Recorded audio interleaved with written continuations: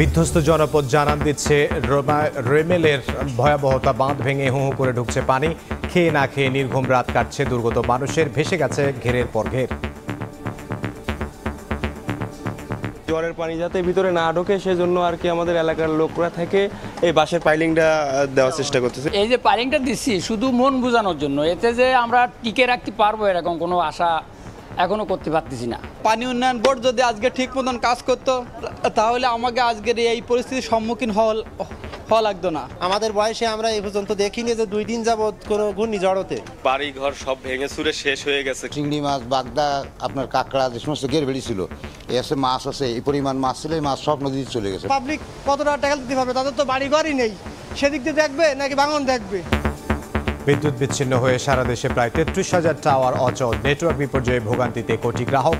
3 দিনেও স্বাভাবিক হয়নি চট্টগ্রাম বন্দরের আমদানি রপ্তানি কার্যক্রম।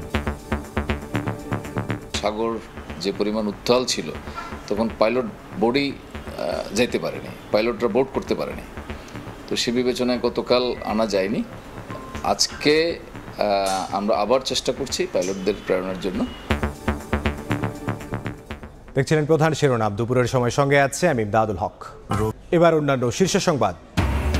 বাংলাদেশ নিয়ে ডয়চে ভেলের প্রতিবেদন বিশেষ এজেন্ডা ভিত্তিক কিনা সন্দেহ তথ্য প্রতিমন্ত্রীর। সামাজিক যোগাযোগ মাধ্যমের বিভ্রান্তিকর তথ্য সম্পর্কে সচেতন থাকার আহ্বান।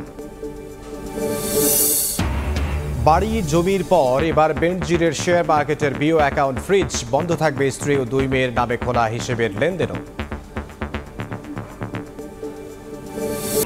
কাল তৃতীয় দফায় 90 উপজেলায় ভোট। কেন্দ্রে কেন্দ্রে যাচ্ছে নির্বাচনী সরঞ্জাম। নিরাপত্তায় মাঠে থাকবে 300 প্লাটুন বিজিবি।